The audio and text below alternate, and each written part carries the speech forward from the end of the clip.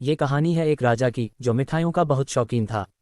राजा के लिए मिठाई उसके ही राज्य के सबसे अच्छे हलवाई के यहाँ से आती थी।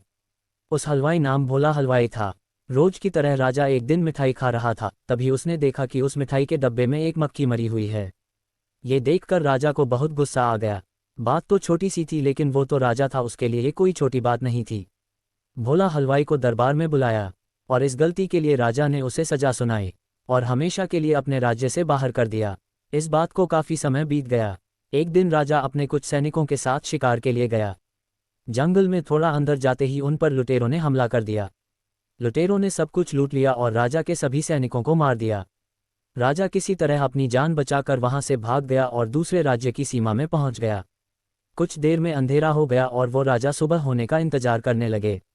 अगले दिन वो राजा उस राज्य के लोगों से मदद मांगने लगे, लेकिन दूसरे राज्य के लोग उसे भिखारी समझकर उसकी तरफ ध्यान भी नहीं दे रहे थे। वो राजा भूखा प्यासा एक जगह पर ही पड़ा रहा।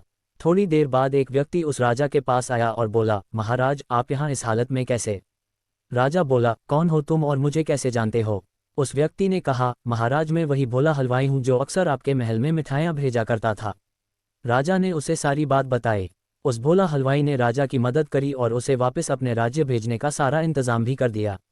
वापसी के वक्त राजा ने उस भोला हलवाई को वापस अपने राज्य में चलने को कहा, लेकिन भोला हलवाई बोला, महाराज, इस राज्य में मेरा बहुत नाम है।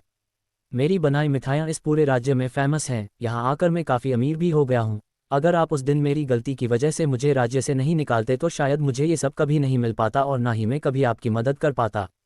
आप ऐसे ही भूखे प्यासे मर जाते। शायद जो भी हुआ वो सब अच्छे के लिए ही हुआ।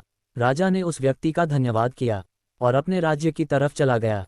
कहानी से सीख, आपके साथ जो हो गया समझो अच्छे के लिए हुआ है। जो हो गया उसे भूल जाओ, आगे की सोचो। कहानी पसंद आई तो हमारे चैनल को लाइक एंड सब्सक्राइब जरूर करें। धन्यवाद। आपका दोस्त प्रिंस टाटावत ब्लॉग।